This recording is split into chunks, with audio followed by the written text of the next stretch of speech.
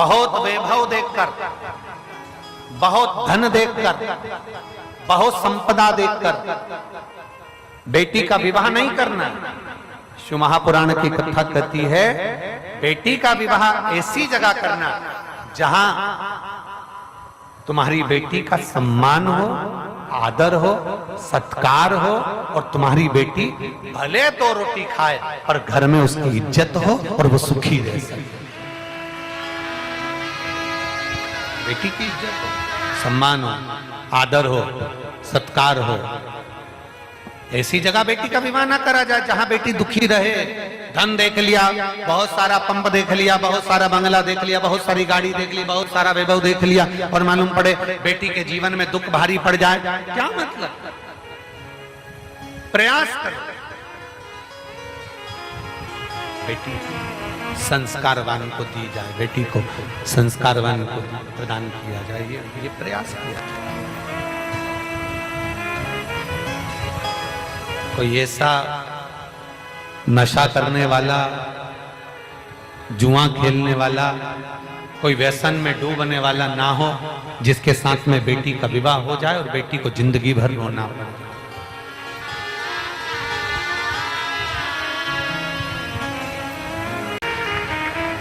हमारा निवेदन है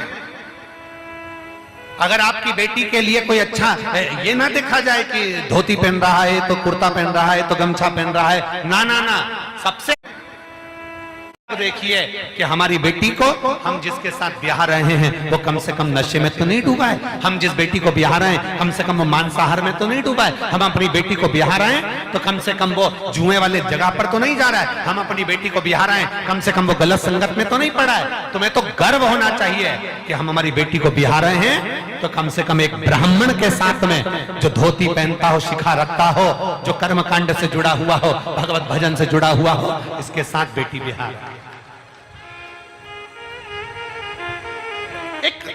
एक साधारण लड़के होता है, प्रयास कर, एक प्रयास आपके भीतर होना चाहिए। गलत जगह बेटी बिहाने से पहले 50 बार विचार करो।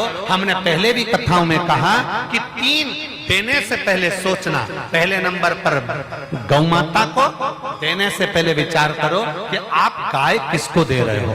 दूसरे नंबर पर लक्ष्मी देने से पहले विचार करो आप लक्ष्मी किसके कटोरे में डाल रहे हैं। तीसरे नंबर पर बेटी को देने से पहले विचार करिए कि बेटी किसको दी जा रही है। गाय अगर गलत व्यक्ति के हाथ में पड़ जाती है, कोई आया, तुमने कहा हमारे दादाजी के निमित्त से गौ माता को देना है, गाय दान करना है, तुमने गौ माता के निमित्त से गौ माता का दान दे दिया और अपने दादाजी के निमित्त से गौ माता दे दी। देने के बाद वो लेकर गया, मालूम पड़े उसके यहाँ खुद के यहाँ रहने की जगह नहीं। गाय ने जब तक दूध दिया उसको संभाल कर रखा, उसके बाद में गाय को दूसरे को बेच दिया। दूसरे से तीसरे के पास गई, तीसरे से चौथे के पास गई, चौथे से पांचवे के पास गई। धीरे धीरे धीरे धीरे वो गौ माता कसाई के हाथ में पहुंच गई।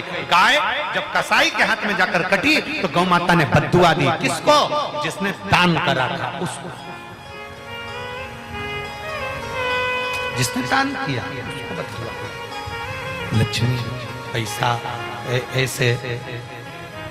ऐसे भिखारी के हाथ में पैसा मत देना, ऐसे भिखारी के कटोरे में पैसा मत देना जो तुम्हारे यहाँ से लेकर जाए, शाम को मदिरा पान कर ले, मांसाहार कर ले, जुआ खेल ले। ऐसे के हाथ में धन न दीजिए।